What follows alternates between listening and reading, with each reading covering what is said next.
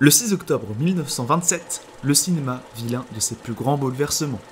À New York, Warner Bros. Présente Le chanteur de jazz, réalisé par Alan Crosland. Ce film marque un tournant historique pour une raison bien précise. Ça. Wait a minute, you ain't heard nothing yet. Wait a minute, I tell you ain't heard nothing. You wanna hear... Le premier film parlant. Cet événement marque le début d'un nouvel âge d'or pour le cinéma mondial, bientôt connu sous le nom de classicisme hollywoodien.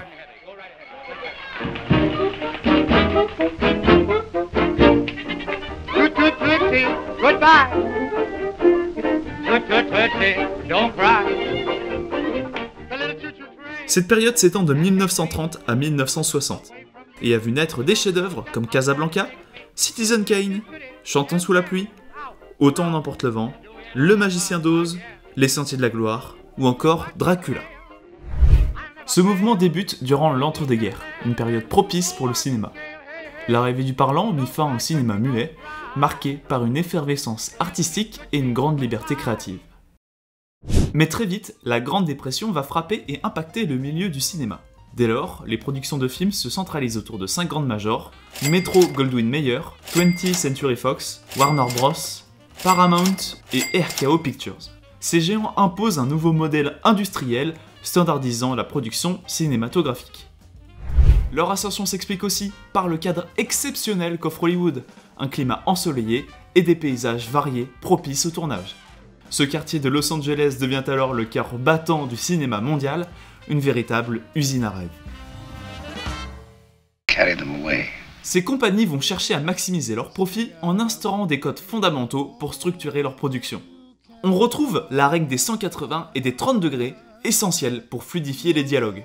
Il favorise également des montages harmonieux grâce à des raccords soignés, avec pour objectif principal de rendre le montage invisible, permettant aux spectateurs de se plonger pleinement dans l'intrigue.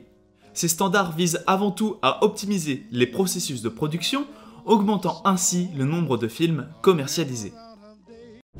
De nouvelles technologies seront développées. Parmi elles, l'apparition de la couleur marque une étape majeure.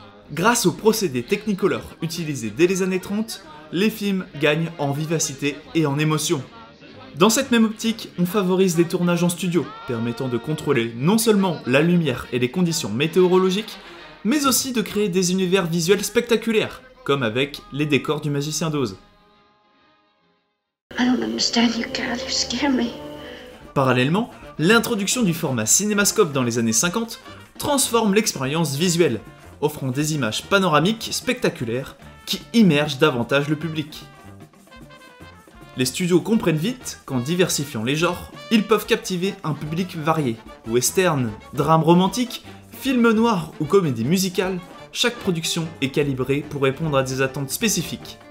Les récits sont souvent linéaires, opposant un bien et un mal clairement identifiables, permettant une compréhension immédiate des intrigues et une large accessibilité. On ne cherche pas l'originalité mais bien la quantité avec une qualité standard. Un pari souvent gagnant pour les studios, car pour 10 films sortis, il suffit d'un succès pour amortir les coûts des autres et augmenter son profit. Évidemment, certains réalisateurs vont essayer de jouer contre ce système, comme Howard Hawks, Frank Capra ou encore Alfred Hitchcock, mais en vain, finissant souvent par devoir jouer dans les règles d'Hollywood. Mais l'une des caractéristiques qui va le plus marquer cette période, c'est le star system. Les studios de production vont comprendre l'intérêt du public pour les acteurs et vont les transformer en figures mythiques, symboles d'élégance et de rêve. Ce qui aura pour conséquence le développement de l'éclairage afin de mettre en avant les acteurs, ou encore du cadrage afin qu'il soit net et centré. Dans les vedettes de cette période, on retrouve Marilyn Monroe, Grace Kelly, Fred Astaire, Elizabeth Taylor, Gene Kelly, Orson Welles, James Dean et évidemment Charlie Chaplin. Soldiers, in the name of democracy, let us all unite! Les acteurs travaillent sous contrat et sont donc les représentants des studios qui les payent. Afin d'éviter tout préjudice sur leur entreprise, tout est calculé. Leur apparence, leur rôle, jusqu'à leur vie privée, contrôlée pour éviter tout scandale. Ce star system, soutenu par des campagnes publicitaires massives, contribue à fidéliser le public et à vendre du rêve à l'échelle mondiale. Puis Hollywood va connaître plusieurs crises, notamment avec l'arrivée de la télévision, qui devient un concurrent très important à partir des années 50. Pour séduire le public, l'usine à rêve mise sur des productions spectaculaires et des effets grandioses, comme en témoigne le succès de Ben-Hur. Les années 60, marquées par la contre-culture, voient l'émergence d'une nouvelle vague de réalisateurs qui ouvrent la voie à un cinéma moins conventionnel, plus libre et audacieux, s'éloignant des standards classiques imposés par les studios. Ces bouleversements annoncent la fin du classicisme hollywoodien, remplacé par une ère où les récits et les styles se diversifient pour répondre aux attentes changeantes du public. Le classicisme hollywoodien a marqué à jamais l'histoire du cinéma, établissant des codes narratifs et esthétiques qui continuent de façonner les productions modernes. La continuité invisible, les récits linéaires et le star system ont non seulement captivé des générations de spectateurs, mais ont également défini le cinéma comme un art populaire universel. L'âge d'or d'Hollywood a posé les bases d'une industrie capable d'allier créativité et rentabilité, tout en créant des figures iconiques qui perdurent encore aujourd'hui. Dancing and singing in